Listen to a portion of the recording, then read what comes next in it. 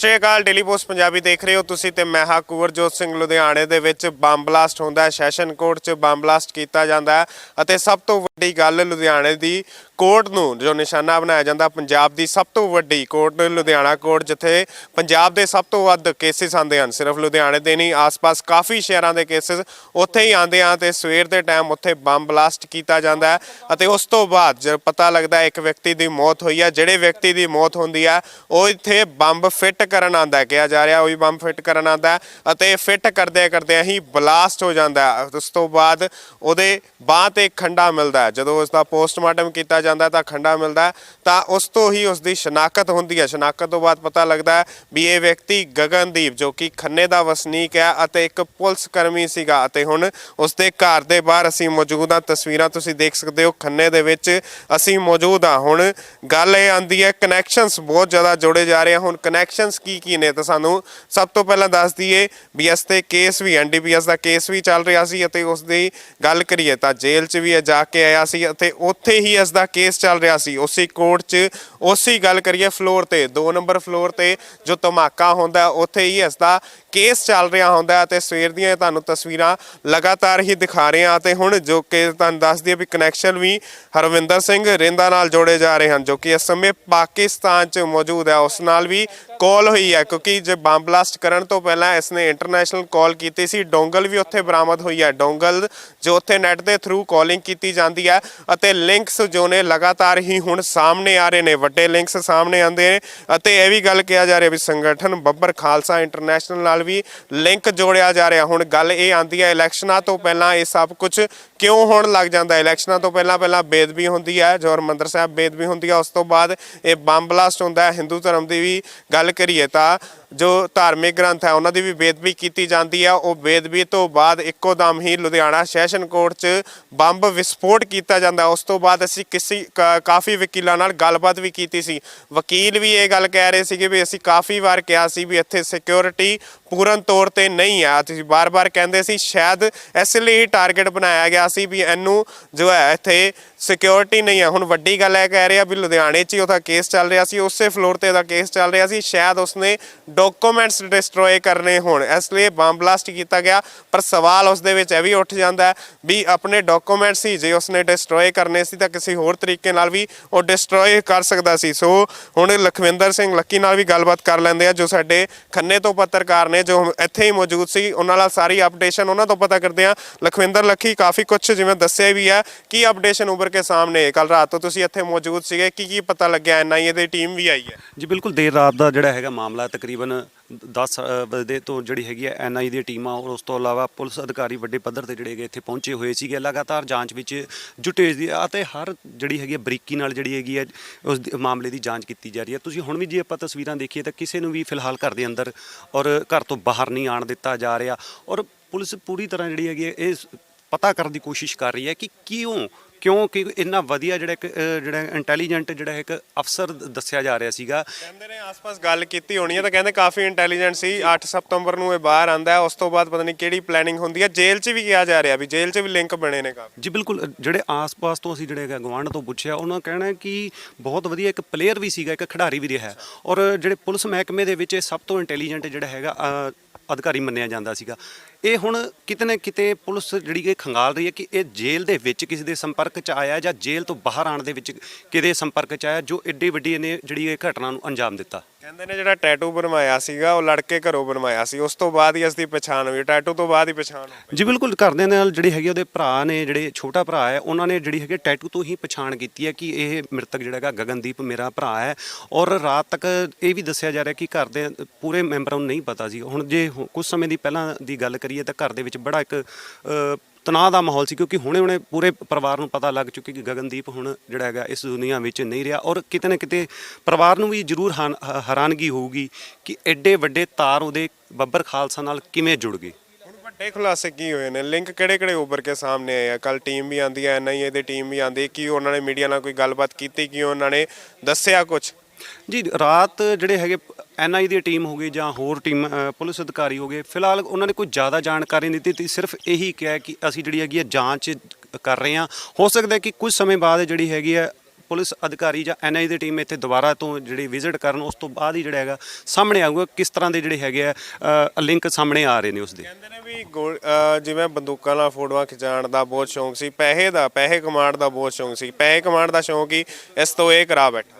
ਜੀ ਬਿਲਕੁਲ, ਪਰ ਜੇ ਗੱਲ ਕਰੀਏ ਇੱਕ ਕਿਤੇ ਨਾ ਕਿਤੇ ਹੈਰਾਨਗੀ ਇਹ ਵੀ ਹੋ ਰਹੀ ਹੈ ਵੀ ਇੰਨਾ ਵਧੀਆ ਖਿਡਾਰੀ ਔਰ ਆਸ-ਪਾਸ ਦੇ ਜਿਹੜੇ ਕੁਝ ਮਹੱਲੇ ਵਾਲਿਆਂ ਨਾਲ ਵੀ ਗੱਲ ਕੀਤੀ ਹੈ ਕਿ ਅਸੀਂ ਕੁਝ ਬੰਦੇ ਜਾਣਦੇ ਕੁਝ ਨਹੀਂ ਵੀ ਜਾਣਦੇ, ਪਰ ਇਹੀ ਸਮਝ ਨਹੀਂ ਆ ਰਹੀ ਕਿ ਜਿਹੜੇ ਹਥਿਆਰਾਂ ਨਾਲ ਫੋਟੋਆਂ ਕਰਾਉਣ ਦਾ ਸ਼ੌਂਕ, ਪੈਸੇ ਕਮਾਉਣ ਦਾ ਸ਼ੌਂਕ ਕਿਉਂ ਆਇਆ। ਕਿਉਂਕਿ ਇੰਨੀ ਵਧੀਆ ਜੇ ਪੋਸਟ ਤੇ ਤਾਂ ਜ਼ਾਹਿਰ ਜੀ ਗੱਲ ਹੈ ਕਿ ਪੁਲਿਸ ਅਧਿਕਾਰੀ ਇੱਕ ਵਧੀਆ ਪੋਸਟ ਤੇ ਚੰਗੀ ਉਹਨੂੰ ਸੈਲਰੀ ਵੀ ਮਿਲਦੀ ਹੋਣੀ, ਪਰ ਇਹ ਕਿਤੇ ਨਾ ਕਿਤੇ ਹੈਰਾਨਗੀ ਵਾਲਾ ਮਾਮਲਾ ਵੀ ਹੈ।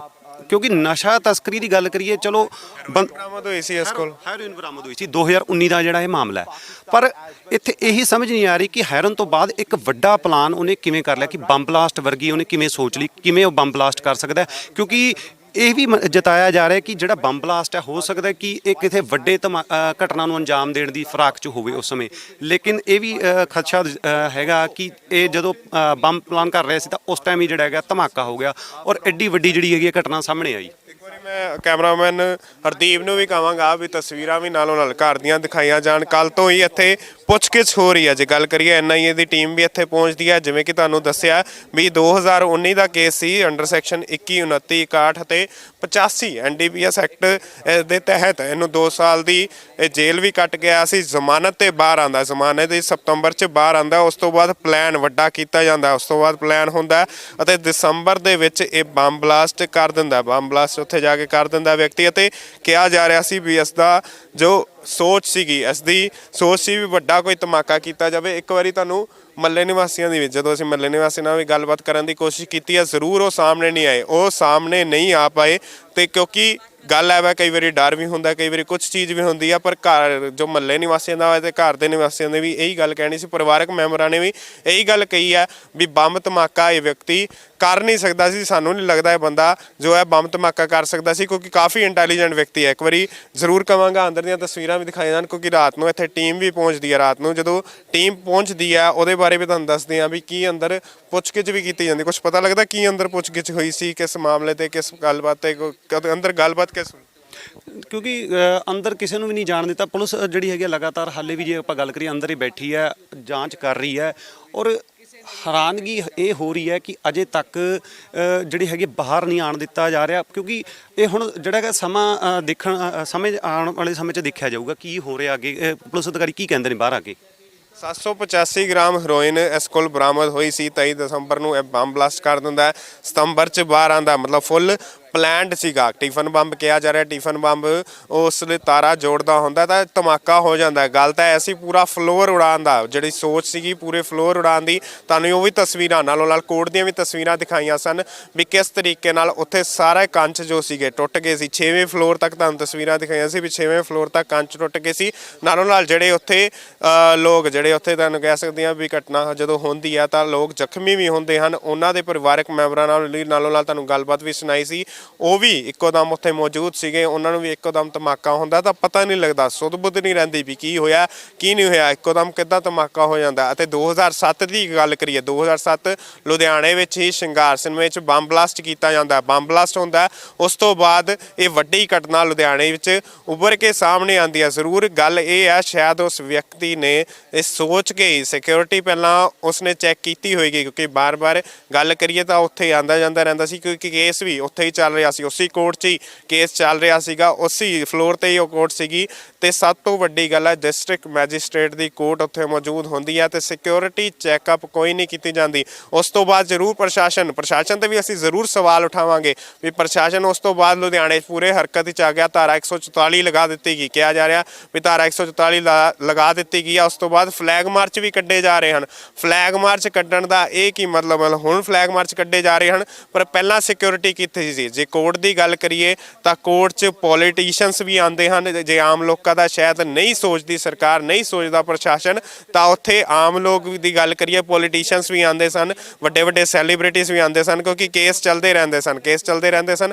ਤਾਂ ਉੱਥੇ ਕਿੱਦਾਂ ਇੱਕ ਵਿਅਕਤੀ ਬੰਬ ਲੈ ਕੇ ਪਹੁੰਚ ਸਕਦਾ, ਕਿਉਂਕਿ ਮੈਟਲ ਡਿਟੈਕਟਰ ਨਹੀਂ ਚੱਲਦੇ ਸੀ, ਕੋਈ ਚੱਲਦਾ ਸੀ ਕੋਈ ਨਹੀਂ ਚੱਲਦਾ ਸੀ, ਤਾਂ ਉਸ ਦੀ ਚੈਕਿੰਗ ਕਿਉਂ ਨਹੀਂ ਕੀਤੀ ਗਈ। ਬਾਰ-ਬਾਰ ਉੱਥੇ ਵਕੀਲ ਵੀ ਕਹਿ ਰਹੇ ਸਨ, ਬੜੇ ਵਕੀਲ ਅੱਗੇ ਆਏ, ਵਕੀਲ ਬਾਰ-ਬਾਰ ਕਹਿੰਦੇ ਸਨ ਵੀ ਅਸੀਂ ਸਿਕਿਉਰਿਟੀ ਬਾਰੇ ਹਮੇਸ਼ਾ ਹਮੇਸ਼ਾ ਲੈਟਰਸ ਵੀ ਬਹੁਤ ਲਿਖੀਆਂ, ਆਪਣੇ ਜੋ ਬਾਰ ਕੌਂਸਲ 'ਚ ਵੀ ਅਸੀਂ ਹਮੇਸ਼ਾ ਮੁੱਦਾ ਚੱਕਿਆ, ਪਰ ਬਾਰ ਕੌਂਸਲ ਨੇ ਵੀ ਅੱਗੋਂ ਲੈਟਰਸ ਲਿਖੀਆਂ, ਅੱਗੋਂ ਸਰਕਾਰ ਨੂੰ ਵੀ ਲੈਟਰਸ ਲਿਖੀਆਂ, ਪਰ ਸਾਡੀ ਗੱਲਬਾਤ ਨਹੀਂ ਹੋ ਪਾਈ, ਸਾਡੀ ਸੁਣਵਾਈ ਬਿਲਕੁਲ ਨਹੀਂ ਹੋਈ। ਸਿਕਿਉਰਿਟੀ ਅਸੀਂ ਹਮੇਸ਼ਾ ਕਹਿੰਦੇ ਸੀ ਵੀ ਇੱਥੇ ਕੋਈ ਵੀ ਵਿਅਕਤੀ ਇੱਥੇ ਆ ਸਕਦਾ, ਕੁਝ ਵੀ ਹੋ ਸਕਦਾ, ਕੋਈ ਵੀ ਇਸ ਤਰੀਕੇ ਦੀ ਘਟਨਾ ਹੋ ਸਕਦੀ ਹੈ। ਤੇ ਹੁਣ ਜੇ ਘਟਨਾ ਵਾਪਰਦੀ ਹੈ ਤਾਂ ਚੈਕਿੰਗ ਪੂਰੀ ਹੋਣ ਲੱਗ ਗਈ। ਕੱਲ੍ਹ ਦੀਆਂ ਤਸਵੀਰਾਂ ਵੀ ਦਿਖਾਈਆਂ ਸੀ ਵੀ ਬੰਬ ਧਮਾਕੇ ਤੋਂ ਬਾਅਦ ਕਿੱਦਾਂ ਚੈਕਿੰਗ ਦੁਬਾਰਾ ਹੋਣ ਲੱਗ ਗਈ ਸੀ। ਸ਼ਾਇਦ ਉਸੇ ਪ੍ਰਕਾਰ ਦੀ ਚੈਕਿੰਗ ਪਹਿਲਾਂ ਹੋਈ ਹੁੰਦੀ ਤਾਂ ਇਸ ਤਰੀਕੇ ਦੀ ਕੋਈ ਵੀ ਘਟਨਾ ਨਹੀਂ ਵਾਪਰ ਸਕਦੀ ਸੀ, ਪਰ ਜਿੰਨੇ ਕੋਈ ਇਹੋ ਜਿਹਾ ਦਿਮਾਗ 'ਚ ਕਹਿ ਸਕਦੇ ਹਾਂ ਸੋਚ ਬਣਾ ਹੀ ਲਈ ਆ, ਕੋਈ ਨਾ ਕੋਈ ਤਰੀਕਾ ਜ਼ਰੂਰ ਲੱਭ ਲੈਂਦਾ। ਹੁਣ ਗਗਨਦੀਪ ਦੇ ਘਰ ਦੇ ਬਾਹਰ ਮੌਜੂਦ ਹਾਂ ਤਾਂ ਤੁਹਾਨੂੰ ਐਕਸਕਲੂਸਿਵ ਖਬਰ ਹੈ ਵੀ ਦੱਸ ਰਹੇ ਹਾਂ ਵੀ ਲਿੰਕ ਵੀ ਜੋ ਦੱਸੇ ਜਾ ਰਹੇ ਆ, ਜੋ ਮਹਾਰਾਸ਼ਟਰ ਵਿੱਚ ਰਿੱਧਾ ਜੋ ਕਹਿ ਸਕਦੇ ਗੈਂਗਸਟਰ ਸੀਗਾ,